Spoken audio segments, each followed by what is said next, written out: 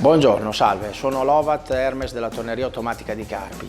Anche noi sosteniamo Fuori la Voce per sensibilizzare il fenomeno del bullismo e delle violenze sulle donne.